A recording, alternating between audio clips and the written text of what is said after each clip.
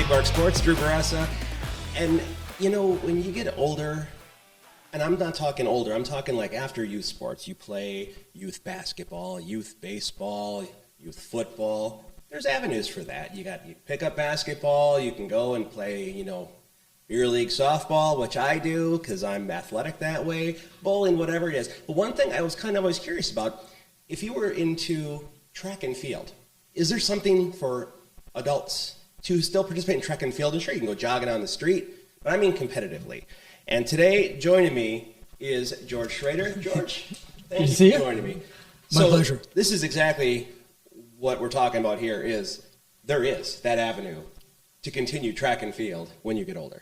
There absolutely is. And it's nationally sanctioned. You can do it all over the country. You can do it as local as your local state meet, maybe regionally across the Midwest, for example, here, or nationally. And you can go do national track meets. There's a national championships for masters. Anybody over the age of 30. And it's done in 5-year increments. And hey, what's better than that is to continue to compete. And I've been at track meets where they have actually made the call, the 90 and over 100-meter dash. And it's guys 90 and over competing. And there's nothing more amazing, there's nothing more rejuvenating than seeing that. Now, just to hear that, my kids enough make me feel bad about my physical condition and my lack of effort. And, you know, we don't call it laziness or sloth, it's just being dad. And that's just what exactly. I get. Mm-hmm. So to have this, now let's go back. So did you participate in track and field in your youth? Actually, no. I mean, when I was in high school, for example, I played football. I know it's kind of surprising looking at me now, but I did. I played football at Appleton West, and in the spring, I played tennis. I mean, it was the 1970s. Tennis was a huge, hot sport. Everybody wanted to be the next, you know, Jimmy Connors. And I looked at the track guys, and they didn't look like they were having fun out there. I ran against them in you know, sort of Phi Ed class, because you still had Phi Ed class way back then. And I was beating the 400-meter guys in the 400 meters, but I resisted the temptation, even though the coaches were asking me to run, because it did not look like fun. And so literally, I was not exposed to track and field at all then, from that point on until my 50s. So what kind of like flipped with you and go, you're like, I'm gonna give this a try? Like, what was did you like see an ad or something, or someone you know kind of motivated you for it? Well, no, it's actually it was kind of just an outgrowth of other things. I was playing beer league softball, and in my 40s, I was faster than all the guys on my team that were in their 20s. And I'm like, you know, that's kind of cool. You know, I can tell you that I am actually faster on my softball team than every guy in the 20s. Huh? I don't think we have anyone under 35. So okay, well, you know, but you know, I was still, you know, kind of competitive that way, and I thought, well, why not? Why not just give this a try? I mean, I played flag football, I did other things, and mostly with guys who were about half my age, and I could still get out there and do what they were doing. I could do it faster than they were doing, and I thought, well, you know, let's see what we can do here. And so I kind of went to a couple of track meets just to see what they were looking like in my 40s. But I didn't really start running until I was in my 50s. And is it just running, or I mean, because you guys have like all the events, right? Mm-hmm. So it's track and field, not just track. Yeah. Oh, to be clear, everything is done under the USATF umbrella. So USA Track and Field is the sanctioning body in the country. They're the guys who do the Olympics team. They're the guys who control everything, including, you know, how these track meets are run and the disciplines in each of the events. And we follow the exact same rules, whether you're 75 or whether you're 25, whether you're doing masters or whether you're doing the Olympics. The exact same rules follow. And so, yeah, that part of it is always the same. You know, it's one of those things where you don't really get a sense of how all involved it is until you actually start doing it. And that can be kind of the problem here. And I really didn't start getting involved in doing it until, you know, much later in life. With other sports too, you always have kind of, you know, it gets to be kind of a family thing, right? Mm-hmm. Where I'm saying like this group, like I know we have our hockey family and your softball family and your football family and all this stuff. Is it the same kind of community and camaraderie with the track and field? It absolutely is. I mean, it's really kind of fun because, you know, the guys I compete against at the national level, I see the same guys every year. I mean, the combination might change a little as we all age, you know, because it's in 5-year increments. And so some guys might, you know, age out of a certain section and new guys are coming up. which is one of the benefits of Masters Track, because you're always, every 5 years, the young punk in the age division, and how awesome that is when you're getting to be my age, and I just turned 65. I'm now the young guy that they're all going to complain about. You got to really love that.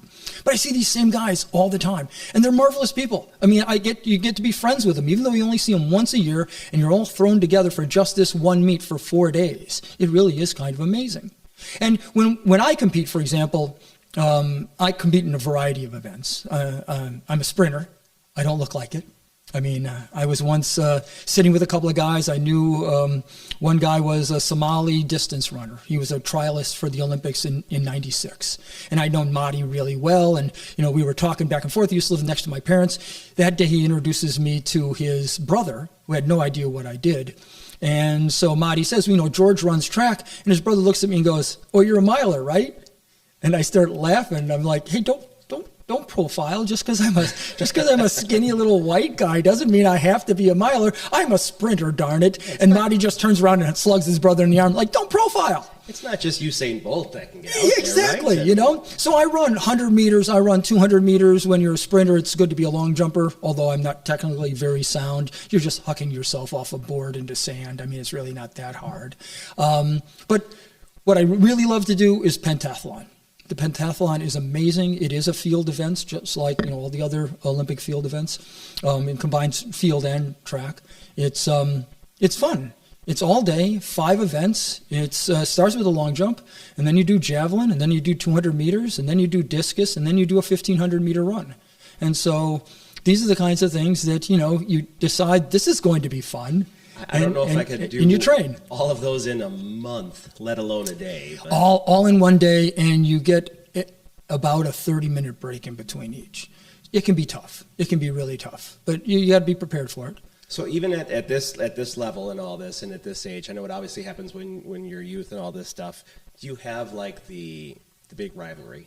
Like no two ways about it. No two ways about it. Here's the guy in my age group, and this is the problem, because he's exactly my age. So I'm never going to get rid of this guy. This guy is Michael Jonassy. Michael Jonassy is an American. He lives in the Pittsburgh area.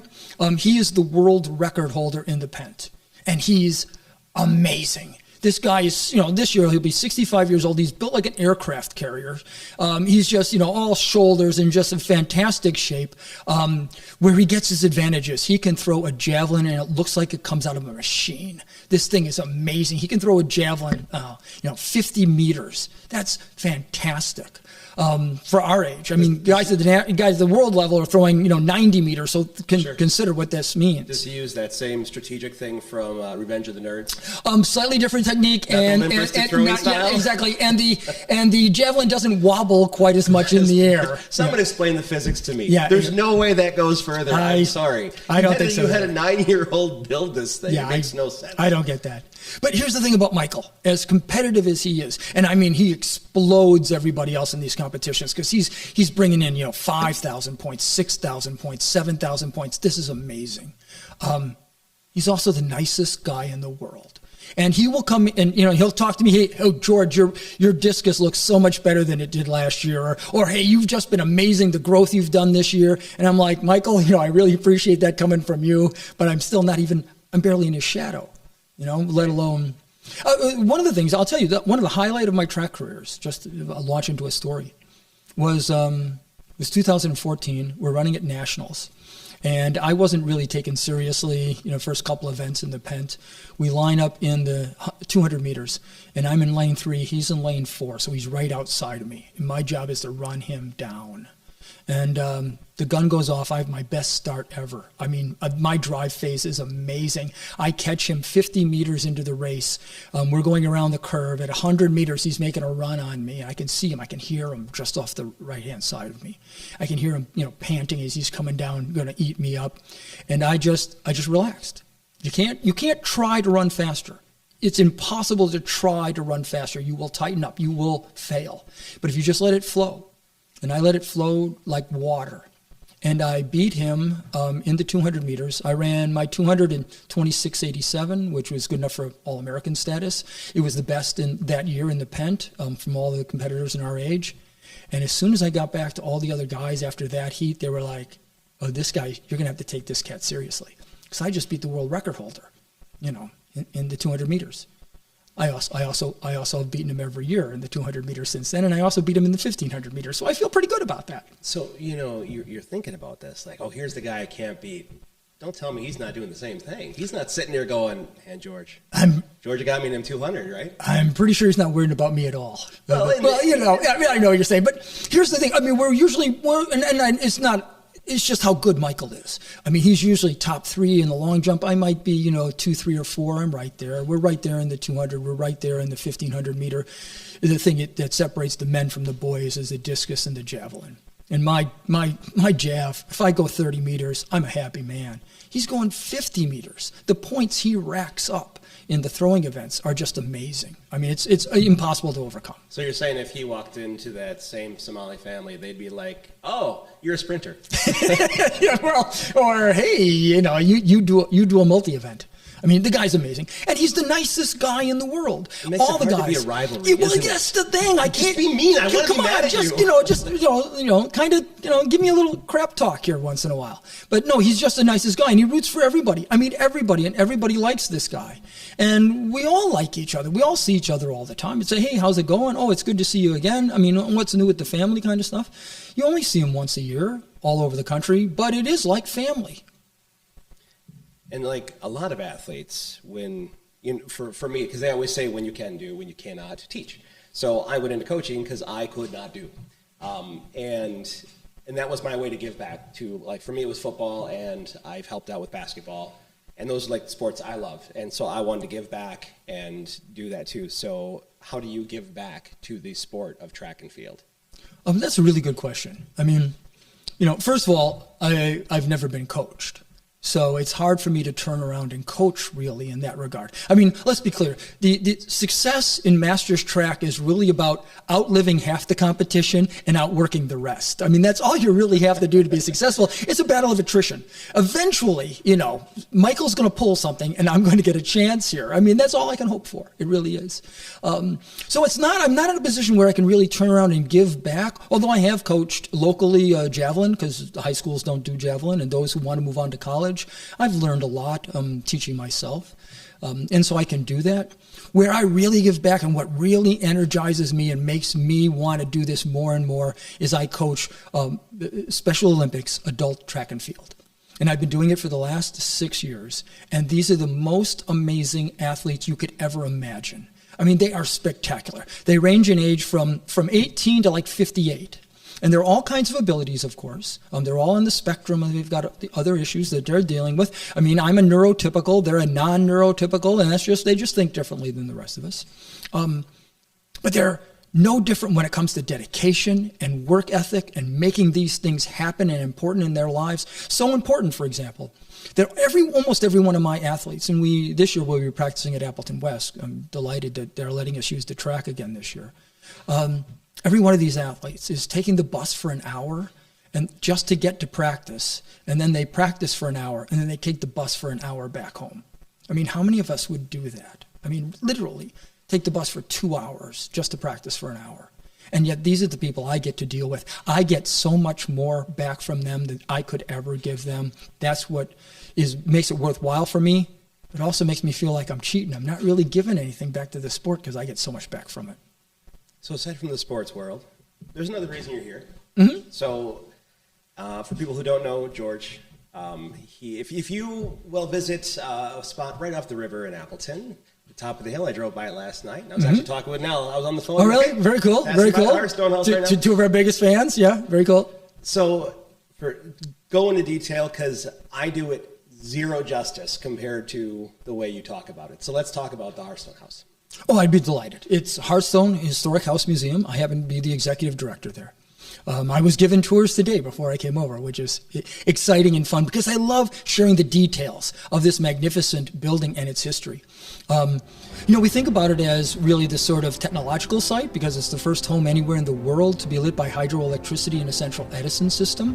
I mean, that in itself is amazing. We are the birthplace of green energy 140 years ago. I mean, that's kind of spectacular. It happens in Appleton. It's the first home anywhere in the world where you could literally turn on the lights. The power comes from somewhere else. You have instant on-demand lighting. And it really is the start of the things we take for granted, literally 1,000 times a day. In fact, the idea of turning on the lights starts with the light switches in the museum, because those original light switches were to look like and operate like a water faucet. Everybody knew how to work a water faucet. You turn on the water, you turn off the water. And so that's what really is fantastic. It's also the last building still standing from the dawn of electricity, which is amazing because every other building is gone. It's filled with art, breathtaking interiors. It has this profound history when it comes to the history of Appleton and how different classes were treated and how people had these linguistic, religious, and ethnic differences, and yet they come together in this home and they make it work. I mean, literally, most of them are working there and the rest of them are taking advantage of this labor. But they all live there, and the place operates smoothly like a machine. And those are marvelous things to talk about, really, when you are introducing people to not only history, but relevancy for today. You know, we're still battling with how do you treat immigrants? We're still battling with how do you light a home and do it without destroying the environment? These are the kinds of things we deal with every day, and we have, I think, a certain important outlook, window, however you want to think about it, that we love sharing because it's still, 140 years later, utterly important. And the thing is, like, I grew up in Appleton, so I knew of it. I actually went to high school in Xavier, so I drove by it every single day. And people here don't know the significance of it, and literally do not. And I when we were going to shoot there, I was sitting there talking, I'm like telling my kids where I'm going today, and I had two of them that were like ridiculously excited, and then one of them was like, "Oh, that old house, like." You need to come see this. So as I was editing some video, they're like, what? They could not believe what was going on in there. All of them. Oh, we hear it all the time. We hear it every week. I bet you I hear it 3 times a week. Hey, I've lived in Appleton for 20 years. I've driven by literally 20,000 times, something like that. And this is the first time I'm coming into the museum. They're blown away by it. I mean, they really are. They always say, well, why did I wait so long? And my approach is typically, that's okay. You're here today. I mean, if you want to make up for it, come back next week. We'll take the same tour. I mean, it's really kind of amazing because you learn new things every time you go through. We're here for 140 years. We'll be here for the next 140. So, we're always going to be there. But we do hear a lot of people who have misconceptions about the home. They think, oh, isn't this where Harry Houdini was born? No. Nope. Neither was Appleton, but Appleton doesn't like to talk about that. No, yeah, exactly. So we correct the record. We have a marvelous history to tell anyway, so there's no need to embellish. We don't need to really bring in some of these other things because everything in the house is just spectacular in and of its own right. And not only that, but to take the tours and all this, but you guys also do some fun stuff throughout the year, especially Halloween. Oh, absolutely. Well, we do fun stuff, you're right, throughout the year. For example, coming up next week, we have something called Summer on the Veranda. We do this first or second Friday of every month, and we invite you to come in. And ladies, we want you to wear your Kentucky Derby hats, big Victorian hats. Guys, put on a boater or a bowler, and if you don't have one, we'll lend you one for the evening. We will serve you mint juleps and iced tea and lemonade, and we'll be playing our 150-year-old square grand piano, playing 1890s tunes. And you get to stroll the veranda in a style and in an atmosphere that the Rogers would applaud, the builders of Hearthstone. I mean, you experience the house in a whole different way, with a drink in the hand. It's never a bad idea. I mean, I don't care what you're doing. But it's about experience in the home, not just taking a tour and learning about it. And so we try to do that in a variety of ways throughout the year. My favorite event, by far, is the one in October, Haunted Hearthstone. Haunted Hearthstone is a theatrical event. In October, we dress the entire house in Victorian mourning because they mourned differently than we do. They dressed the house in black. They covered the windows, the doorknobs, everything that was shiny was covered in black because they thought your soul would be trapped in shiny surfaces. I mean, these were profoundly real things to Victorians. So we do all of that. And we tell you about that as we go through our daytime tours. But at night, you get to experience it. Because we start the tours in the lower level, you come through the bulkhead doors. We have live organ music playing, eerie stuff. Sure. You get to see memento mori, the kinds of things the Victorians created when they mourned. Hair jewelry. I mean, that's grandma's hair, kind of stuff. Post-mortem photography, death masks. These are the things they did to celebrate. So that gets you prepped. And then we organize tours in the lower level where one of our docents will lead you through the house playing the role of Victorian police detective introducing you to her or his most infamous cases. And in each of the rooms throughout the house, you meet a Victorian serial killer. We'll never run out of Victorian serial killers. We write a new script every year. So it's always going to be different. It's always going to be, something you maybe didn't expect. But what makes it creepy, what makes it real, and I mean real as in really scary, but also real, is not because someone with bad makeup is jumping out of the closet at you. It's because when you go to each of these rooms and you either participate in or listen to the vignette, everything is drawn from the newspaper accounts of the day. These are real things that real people did to other real people. And at the end of the event, the tour, which takes about an hour, the theatrical event, the usual response is like, whoa. And there's muted silence for a second, and then people break out into applause. Because it's affecting, and that's what good theater is affecting. And we do it in an interesting way, in an interesting location. You don't think of it that way, but it really is amazing. And there's also a serial killer connection to the house. So I don't want to give away all the details here, but I mean, it connects directly back to Henry Rogers. So how would people get? So obviously, this is a place where a lot of school groups go to and stuff like that. Yeah, so, not for haunted zone. I want to be very clear about this because no one under the age of 12 is allowed in. But right. yeah. I just want to be clear. Yeah. Well, and this is to my point. I was going to say this is not a place that is set up for the school groups. This is solely for the school groups. I mean, overall, the place is tremendous. I was in complete awe of not only everything like the historical references in there and everything that was there, but how the art that's in there. I mean, it is, to your point of that family there, the Rogers family, it's like, hey, check this out. We live rich kind of deal. Oh, yeah. They're not pulling any punches. From the moment you walk into the house, they're letting you know, we've done okay. I mean, Rogers founds the paper industry in Appleton along with his partners, and Kimberly and Clark. I hear they did okay too, and their partners. They're the guys who really found and drive the paper industry, which means they changed the face of Appleton. And they are making boatloads of money, and they're spending it on their mansions because Victorian mindset, you didn't tell people you were rich, you just showed them. And so the house is filled with marvelous pieces. The art is spectacular.